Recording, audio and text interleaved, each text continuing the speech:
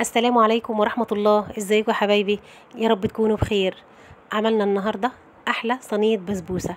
عملناها بطريقة سهلة بسيطة بمكونات بسيطة جدا، وطعمها كان في منتهى الجمال. البسبوسة متماسكة وفي نفس الوقت مرملة وطرية جدا. شايفين الترميلة؟ شايفين البسبوسة طرية ازاي؟ جربوا الطريقة بتاعتي دي وإن شاء الله هتعجبكم وتعتمدوها عندكم. يا سلام بقى كمان مع حتة قشطة، طعمها كان خيال.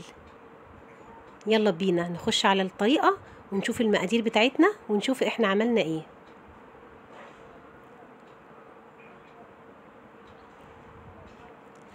عندي نص كيلو سميد بسبوسة، انا جبته سايب كده من العطار بدون اي اضافات. هضيف عليه معلقتين كبار من جوز الهند، وعندي كمان كوباية الا ربع من السمنة، كوباية الا ربع من السكر، وكوباية الا ربع من اللبن. هضيف جوز الهند على السميد، وهضيف كمان ربع معلقة صغيرة من البيكنج باودر. هقلب المكونات الجافة كلها مع بعضها وهركنها دلوقتي على جنب. تعالوا بينا بقى نروح للمكونات السائلة. كوباية اللبن، هضيف عليها كوباية السمنة، هقلبهم الأول كده مع بعض وهرفعهم على نار هادية. أنا عايزاهم يدفوا بس، أنا لسه هنا ما حطيتش السكر. هدفي الأول السمنة مع اللبن على نار هادية، وهطفي النار بعد ما يدفوا وهضيف السكر بالشكل ده. هقعد اقلب في السكر لحد ما يدوب تماما مع اللبن والسمنه. هنا كنت حطيت معلقتين كبار من العسل الابيض.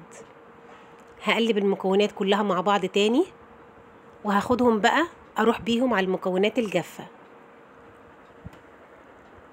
اهو بالشكل ده. هضيفهم كلهم كده على المكونات الجافه وهقلب بس كده تقلبتين، مش هقلب كتير، هقلب من تحت لفوق كده بالراحه، وتقلبتين اتنين بس. هو ده كده سمك الخليط اللي انا عايزاه. عندي صينيه مقاس 28، هحط فيها الخليط كله وهبدأ افرده كله كده في الصينيه بالتساوي كده عشان كله يتساوى ويبقى كله قد بعضه اهو زي ما احنا شايفين. هسويه كده كله في الصينيه وهخبط الصينيه كده من الجناب عشان البسبوسه تتساوى كلها في الصينيه.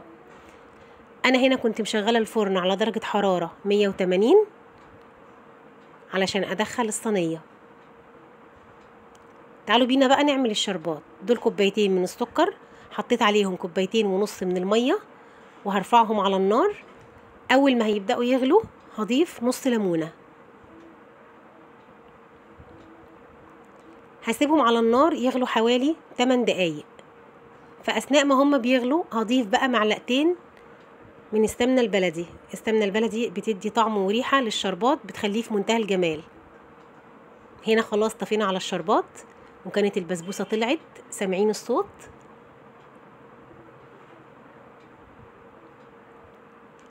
شايفين البسبوسه بتشرب الشربات ازاي؟ الطريقه ناجحه ومضمونه وبتطلع جميله ومرمله. هنا خلاص شربت كل الشربات بتاعها. هسيبها بقى تهدى شويه واغطيها واسيبها حوالي ساعتين اهو. هنا بنغطيها. يلا بينا بقى نسيبها شويه وبعد الساعتين نشوفها بقت عامله ازاي. تعالوا بينا نقطعها ونشوفها. ريحتها جميله، ريحتها خطيره وطريقه سهله جدا. ان شاء الله الطريقه هتعجبكم.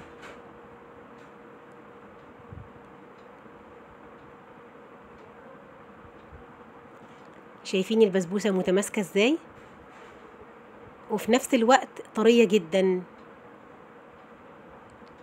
حطيت عليها كمان قطعه من القشطه عشان اللي بيحب ياكل قشطه مع البسبوسه هتعجبكم ان شاء الله. يلا قوموا جربوا الطريقه، وان عجبكم الفيديو لايك وشير.